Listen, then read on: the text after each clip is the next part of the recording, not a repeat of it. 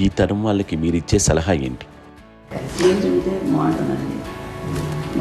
పిల్లలు తల్లిదండ్రులు ఇంకా అక్క చెల్లెలు అన్న తమ్ముడు అందరూ కలిసిమెలిసి ఉంటుంది. అన్యోన్యం అంతా సంసారం నిలబడుతుంది. లేకపోతే ఏముందండి, ఇక్కడ విడిపోతారు. విడిపోతే ఎక్కడ ఎవరు బాగా ప్రేమలు ఇప్పుడు లేవండి, తగ్గిపోయింది చాలా మటుకు. ఏదో ఇంకా వాళ్ళ పనులు చేసుకోవడం ఏదో జరిగిపోతూ ఉంది అనుకోండి. అంత ప్రేమలు ఎక్కడ లేవండి ఇప్పుడు ఈ రోజుల్లో. ఇది చేయడం ఎందుకంటే వీళ్ళ పెద్దనాన్నగారి పిల్లలు కూడా మా ఆయన చూసేవారు. మా నాన్నగారు అన్నయ్య వాళ్ళ బిడ్డలు కూడా వాళ్ళు కూడా అమ్మాయి, వాళ్ళ ఆడపిల్లలు కూడా అమ్మాయి చూడండి. నాన్న ఎట్లయితే తన చెల్లెలు చూసుకున్నారో అట్లే నాన్న తరపు అన్నగారి పిల్లలు వాళ్ళు చనిపోయారు ఢిల్లీ గారు. వాళ్ళ బిడ్డలకి పెళ్లిళ్ళు పేరెంటాలు అన్నీ చేసింది అమ్మాయిని. అమ్మ అలా చేసింది కాబట్టి అది మాకు మార్గదర్శకం ఉండి ఇప్పటికీ వాళ్ళు కొంచెం ఒక మాదిరి పరిస్థితి ఉంటే వాళ్ళకి ఇల్లు కూడా పెట్టడం కానీ వాళ్ళకి తగిన సహాయం. ఎవ్రీ మంత్ మా పెదనాన్న గారి అమ్మాయి వాళ్ళు అప్పుడు 70 వాళ్ళకి ఎవ్రీ మంత్ మా ఇంటి నుంచి మొత్తం వెళ్ళిపోతూ ఉంటుంది. 15,000 ఎన్నో సంవత్సరాలు వెళ్ళిపోతాను. బ్యాంక్ వచ్చేది ఫస్ట్ అదంతా కూడా మా పెద్దలు వచ్చింది. వాళ్ళు కూడా వచ్చి అమ్మని అంతా ప్రేమలో చూస్తారు, ఇష్టంగా చూస్తారు. అమ్మాయి గారు చెప్పినట్లు ఇచ్చే మెసేజ్ ఏంటన్నది అమ్మ మాటలు చెప్పాలంటే బంధాలు బాంధవ్యాలు అన్నది ఎనలేని ఆస్తిపాస్తులు.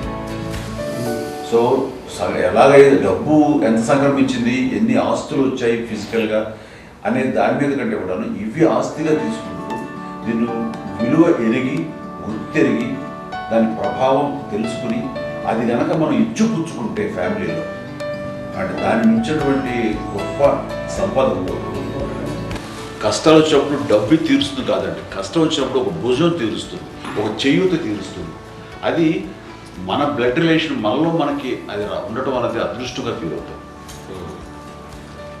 అంటే ఒకసారి అమ్మ చూస్తే నాకు ఎందుకు అనిపిస్తుందంటే అది ఎవరి ద్వారా సంక్రమించడానికి తన ఆ చెట్టు కొమ్మమే కాబట్టి ఆ చెట్టుకే మనం ఆపాదించాలి.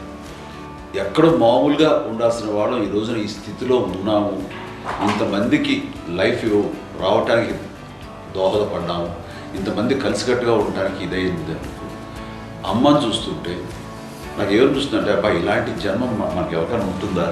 ఇంతమంది మనుషుల చేత కొలవబడేవాళ్ళు, ఆరాధింపబడేవాళ్ళు, అభిమానించబడేవాళ్ళు, ఇంతమంది నా వంశమా, నా సంపద అని అమ్మ ఫీల్ అంత గొప్ప ఫీలింగ్ ఎవరికి ఉంటుంది? మా చెల్లెలు కూడా వస్తే నేను అనుకోవట్లేదు, సూర్య కూడా ఉంటుందని నేను అనుకోవట్లేదు.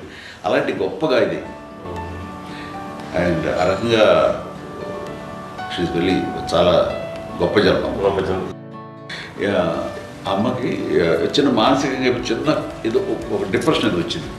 ఏదో నాన్న గుర్తుకొచ్చో, నాన్న లేరనో, లేకపోతే వాళ్ళ అమ్మగారు కూడా అదే టైం చనిపోయారనో, తన దగ్గర ఉంటారు ఏదో ఉన్నప్పుడు మేము అందరం సపోర్ట్గా ఉండి మా కొన్నాళ్ళు నా దగ్గర ఉందిగా అని చెప్పేసి అప్పట్లో అమ్మ వేరే ఉన్నప్పుడు ఒకటే మాట, అమ్మ నీలాంటి గర్భం అంటే అంజనమదే గర్భం అని బయట ఎన్నోసార్లు నా ఫ్రెండ్స్ కానివ్వండి, బయట కానివ్వండి, కొన్ని సందర్భాల్లో మీటింగ్లో కానివ్వండి, స్పీచెస్లో కానీ అన్నవాళ్ళు ఎంతోమంది అన్నారు. వాళ్ళు ఆ మాట్లాడటానికి రీజన్ తెలుసా నీకు?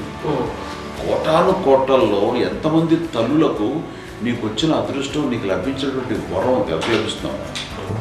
బిడ్డలు ఎంతోమంది చేత కొనియాడబడుతున్నారు, ఎంతోమందికి సహాయపడుతూ ఆ రకంగా వాళ్ళందరి యొక్క ఆశీస్సులు పొందుతున్నారు. అది ఎంతోమందికి నిరంతరం హెల్ప్ చేస్తూ వాళ్ళ ఇది చూసుకుంటారు. అవి ఆ భగవంతుడు మీరు చేసిన పూజల వలన ఆ భగవంతుడు మన నెక్స్ట్ తరాలకు కూడా మనకి ఇలాంటిది వారసత్వంగా ఇస్తూ అదే రకంగా కొనసాగించేలాగా మనకు అదృష్టాన్ని ఇచ్చారమ్మా. ఇంతమంది ఎవరు మీ నుంచి వచ్చిన వాళ్ళే, మీకు పుట్టిన వాళ్ళే. ఇది ఎంత గొప్ప గర్భం, ఎంత గొప్ప జన్మ అనేది. అలాంటిది నువ్వు ఇలా అవటమేంటి? కాన్సెప్ట్ ఇది హై లెవెల్లో ఉండాలి నీ ఫీలింగ్స్గా నువ్వు కానీ. అంతే నువ్వు ఇలాగా కుంగిపోవడం ఏంటమ్మా అని చెప్పినప్పుడు నిజమే కదా, నేను అవడం ఏంటి? ఇది నీది కాదు, నాది కాదు, నువ్వు నమ్ముకున్న భగవంతుడు నీకు ఇచ్చింది అనుకుంటావు కదా నువ్వు. ఆ భగవంతుడి కృతజ్ఞత తీర్చుకునేలాగా ప్రతిరోజు ఆయన ధ్యానించు, ఆయన పూజలో ఉండు, నీకు ఆయనే ధైర్యం ఇస్తాడు. అంతేగాని నువ్వు నెగిటివ్ సైడ్ ఆలోచించకమ్మా.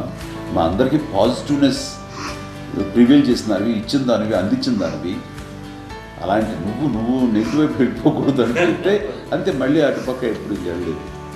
ఆంజనేయ స్వామి భక్తి ఆయనలో ప్రవేశపెట్టి చెప్పాలంటే ఆయనకి